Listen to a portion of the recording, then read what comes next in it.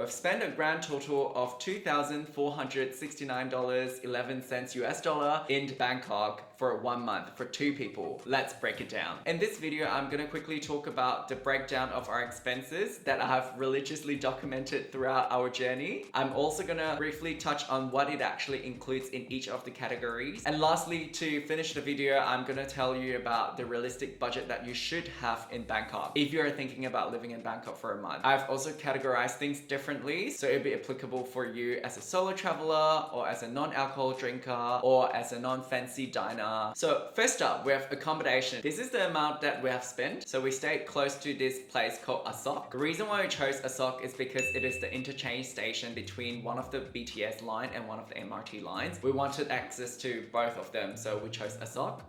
I think they call it Asok. Thai people, please correct my very bad Thai. It is also super close to Terminal 21 and a couple other malls within walking distance that was really convenient for us. About the accommodation itself, it is a simple studio with a working space with no elevator. We're living on the 2nd floor, so it wasn't a big deal. We have daily room service. You can definitely get a cheaper deal if you're staying in Bangkok for a longer period of time. We just wanted to save the hassle of hunting for an apartment in a very foreign city. Next up, we have food and drink. This is how much we spent. As we didn't cook, that means the food and drink category includes 3 meals a day, included some fruits and snacks from the supermarket. We really like this supermarket called Big C. We pampered ourselves quite a bit here because we have family visiting. I mean, in Bangkok, you gotta pamper yourself with food. I also included an expensive meal of this amount of money for 2. It wasn't that worth it, so I'm not gonna include the name of the restaurant. All in all, Thai food was amazing. Next up, we have alcohol. This is how much we spent for alcohol. I specifically took this out to make it a different category because I know some of you might not drink. So the numbers in this category includes cocktails from an Insta-famous rooftop bar, night market beers, casual beer during dinner. There are too many rooftop bars in Bangkok and it's actually really dangerous for a budget. Each of the cocktails average about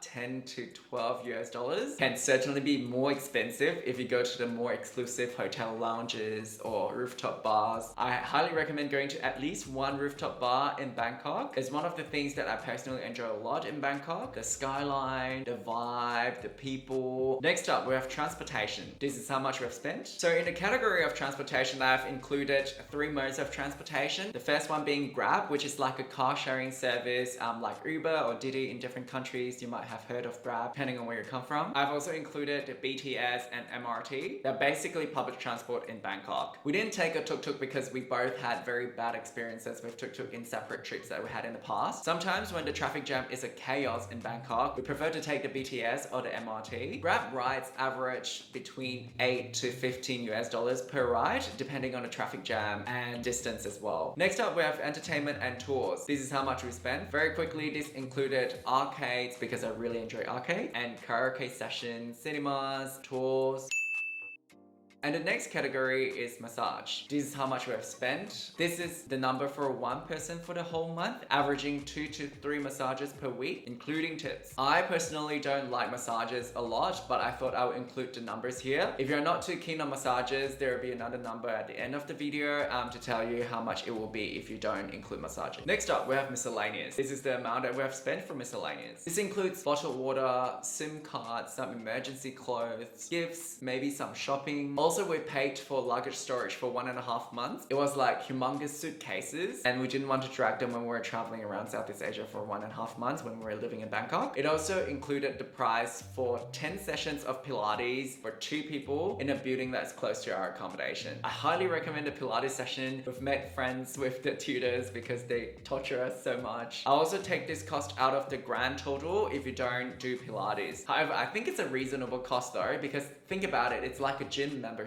Like if you don't do Pilates, maybe you do gym membership. Maybe you do something else that is like for sports and things like that. Again, the grand total, if you're a party of 2, is this. It would be a fair estimate if you eat out all the time. This includes the mixture of food court, street food, night market, high-end restaurants, maybe 1 to 2 fancy places per month. If you take the massage and the Pilates out, it will be this for 2 people. If you're going to Bangkok solo, this is the number. If you're a solo traveler and don't drink alcohol, this is the number. My final thoughts about about this cost of living in Bangkok is Bangkok is not cheap. You can easily overspend without you knowing, which is very dangerous. We can definitely cut costs here and there, but because compared to Melbourne and Sydney, where things are really, really expensive, we feel like we could splurge a little bit without breaking the bank. I think our dollars definitely stretch a bit further compared to back home in Australia. If you're enjoying this kind of cost of living kind of videos, I've spent a considerable amount of time living in different parts of the world. I'll insert the playlist here. It includes many cities